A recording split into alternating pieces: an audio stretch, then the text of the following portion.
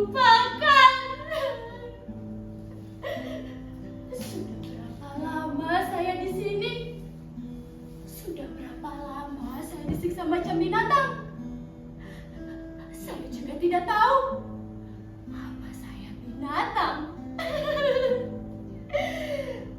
Apa dinding ini hanya satu jendela berjeruji besi jauh di atas sana. Tembok yang tebal, tidak ada perabotan, hanya tikar dan bantal. Saya tahu sudah mungkin lolos dari penjara ini jika tidak ada mujizat. Mudasir? Kamu Mudasir? Bagaimana caranya kamu masuk kamar ini? Mudasir, kenapa? Tidak kenal saya lagi? Ini saya, Atikah, istrimu. Dulu kamu mengantar saya ke Jakarta. Kamu cerita di surat. Sehabis mengantar saya, kamu langsung pulang ke kampung mengurus sawah. Sesudah musibah datang, surat-suratmu tidak datang lagi. Jangan pergi, Mudasir. Jangan tinggalkan saya. Apa saya sudah tidak punya daya tarik lagi? Aduh, kamu sering bilang saya cantik. Kecantikan yang alami, tanpa ginju dan bedak. Ini saya, Atikah. Saya tahu semenjak kejadian itu wajah saya tidak secantik dulu lagi. Kalau ada cermin di kamar ini, mungkin saya bisa segera tahu. Wajah saya bisa saja seperti gombal busuk, bacin, tidak layak dipandang-pandang. Tapi Mudasir, kamu menikahi saya lahir batin kan? Kamu bukan hanya menikahi wajah saya. Kalau memang benar kamu di sini, tolong saya, keluarkan saya dari sekapan ini. Tidak perlu melapor kepada polis Raja Diraja. Tidak guna melapor kepada Menteri Tenaga Kerja. Kita warga negara Indonesia, bukan warga negara Filipina. Bahkan presiden mereka pun peduli kepada nasib para tenaga kerjanya. Kita kalau punya banyak uang, diperas sampai habis tulang sumsum. Tapi kalau ada musibah, pura-pura tidak tahu, diabaikan. Mudasir, itu kenyataan. Kita binatang penghasil devisa negara, cuman hayalan para birokrat yang baru menduduki kursi jabatan agar kelihatan bekerja di mata atasan. Sudahlah Mudasir, bicara tentang kekacauan terhadap TKW seperti saya selalu bikin dada sesak. Karena kenyataan yang terang benderang itu tidak pernah diakui. Lagi pula perlu kemampuan diplomasi agar para pejabat kita lebih dihargai diplomat-diplomat asing. Kenyataannya, para pejabat kita lebih sering jadi bahan tertawaan para diplomat-diplomat asing. Karena dianggap malas dan bodoh, tapi sok pintar. Akibatnya, kita yang menjadi korban. Mudasir, kemarilah mendekat agar kita bisa saling menyentuh. Disitulah tempat saya buang air besar dan kecil. Di ruangan ini tidak ada kamar mandi dan WC.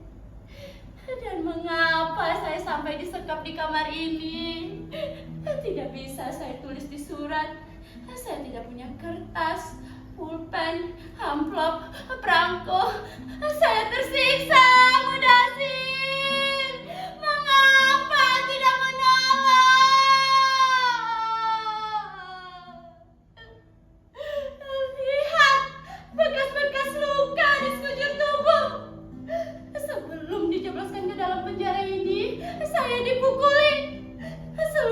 anggota tubuh saya jadi bulan-bulanan mereka. Mereka memukuli saya dengan tangan, kepala, kaki, tongkat besi, setrikaan. Saya tidak berdaya. Saya seperti bola disepak ke sana, kemari, tanpa bisa membela diri. Saya berteriak, menangis, bertanya, apa salah saya? Jawabannya hanya geraman dan teriakan pula. Lalu pukulan lagi bertubi-tubi. Apa salah saya? Kamu Indon bangsa, bajingan, pencuri, maling, tidak tahu diri. Hanya teriakan itu yang saya dengar. Demi Tuhan, saya tidak pernah mencuri. Saya bukan seperti yang mereka tuduhkan. Sesudah dipukuli, kepala saya ditutupi karung. Lalu saya diseret. Sebelum pintu dikunci, karung mereka buka. Dan ternyata saya di sini.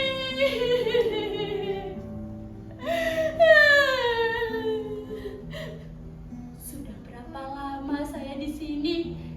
Lihat, bekas-bekas luka di sekujur tubuh sudah mulai mengering. Bagaimana saya bisa bertahan?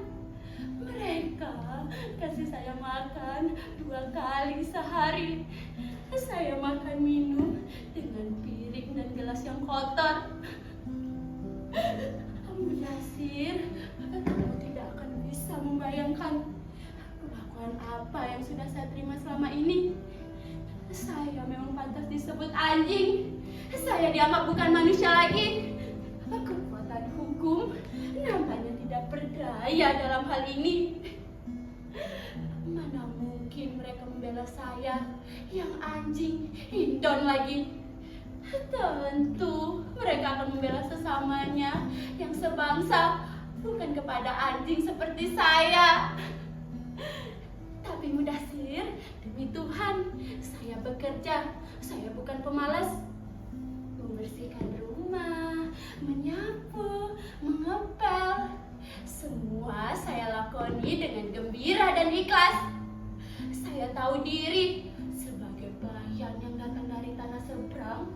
Saya tidak berani menuntut macam-macam. Yang harus saya lakukan adalah bekerja dengan rajin. Dan kamu tahu sendiri Mudasir, sebagian saya tabung, sebagian saya kirim ke kampung. Kontrak kerja saya 5 tahun. Di ujung tahun ke-5, saya bertekad ingin pulang, membawa banyak ringgit dan memberi beberapa petak sawah dan modal hidup di masa depan. Pada bulan ke-13 suatu malam, majikan lelaki mendatangi saya, nampak mabuk dia. Waktu itu hanya ada kami berdua. Dia duduk di pinggir ranjang, menatap saya dengan diam. Buru-buru saya duduk di kepala ranjang. Kalas menatap dia dengan heran. Saya tidak sempat menanyakan apa maksudnya masuk kamar saya. Tapi sebagai perempuan, naluri saya bilang ada yang tengah menggoda majikan saya. Saya ketakutan. Kemudian dia berbaring. Dengan isyarat tangan, menyuruh saya berbaring di sampingnya. Saya menggelengkan kepala, tubuh gemeteran. Kemudian dia bangkit, menatap saya dengan mata menyala. Lalu dia menuju pintu, membuka pintu, menutupnya dengan keras. Saya bersyukur kepada Tuhan karena malam itu tidak terjadi apa-apa atas diri saya. Saya selamat dari perkosaan majikan. Saya mengunci pintu dan menangis hingga subuh. Di bulan ke-13, majikan lagi mengaku hilang lagi yang dituduhkan. Kalau bukan saya, pelayan yang miskin, hidup lagi setara anjing. Pada bulan ke-16, masa depan saya ditentukan. Anak lelaki mengaku kehilangan uang. Begitu juga anak perempuan mereka. Lalu majikan lagi mengaku lagi kehilangan uang. Saya dipukuli lagi bertubi-tubi dengan setrika panas. Saya berteriak kesakitan. Dan di hari itu pula saya dihajar, dihabiskan, dan disekap di kamar ini.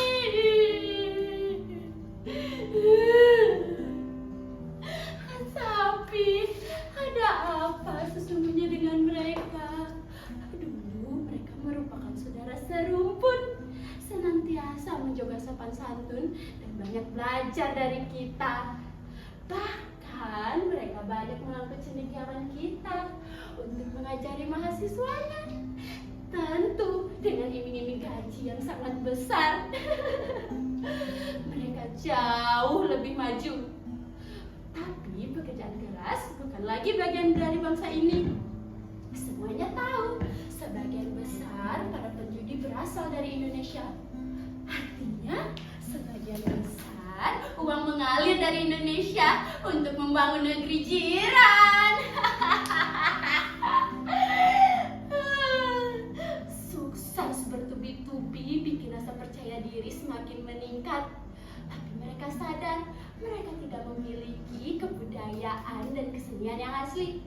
Semuanya bersumber dari negeri tetangga. Kini mereka ibaratkan orang kaya baru yang mampu membeli apa saja. Mereka yakin dengan uang bisa menyakiti siapa saja. Bahkan para pekerja yang bekerja dengannya layak untuk disiksa dan menjadi budaknya. Mereka tak lagi takut kepada hukum. Bukankah uang bisa membuka mulut hukum? Dasir, mengapa diam saja? Kamu tidak percaya cerita saya? Demi Tuhan, saya masih suci. Tidak ada lelaki yang berani menyentuh saya. Jika itu terjadi, saya akan menghabiskannya. Lelaki satu-satunya bagi saya adalah kamu. Akan saya jaga kesetiaan itu sampai kapanpun, meski dengan merelakan nyawa.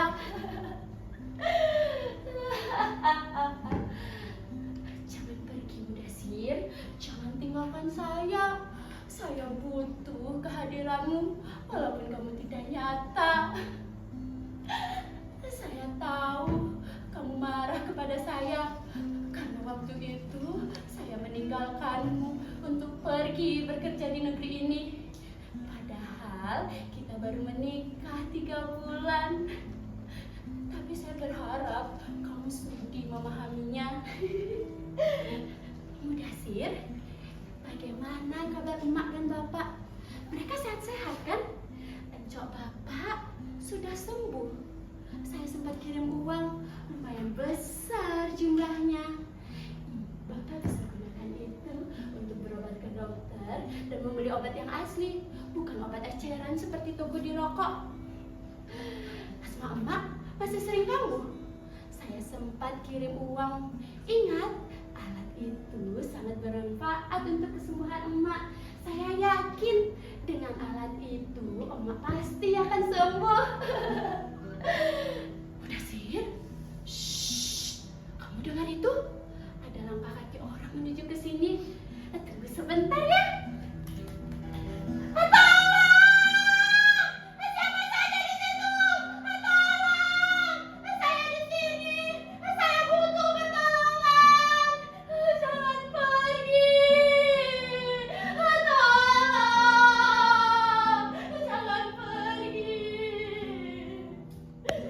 Tidak ada yang sudi menolong saya. Tidak ada yang datang. Mudasir, di mana kamu? Kamu juga pergi? Saya ditinggal sendirian. Saya rela mati jika saya harus mati. Tapi saya wajib menceritakan dulu Peristiwa apa yang sudah saya alami? Saya tidak rela mati tanpa orang tahu. Manusia dilahirkan dengan derajat yang sama. Tidak ada manusia yang berhak menyiksa sesama manusianya.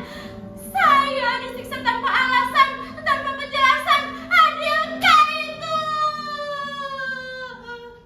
Apa yang saya alami bukanlah pembunuhan fisik, melainkan pembunuhan politik, pembunuhan mental. Saya berkali-kali disebut sebagai binatang yang tidak mempunyai wibawa. Mengapa? Agar percaya diri hilang. Kita berkali-kali dilecehkan tanpa bisa membela diri. Kita berkali-kali dihapus dari peta dunia, tapi kita tidak pernah menyadarinya.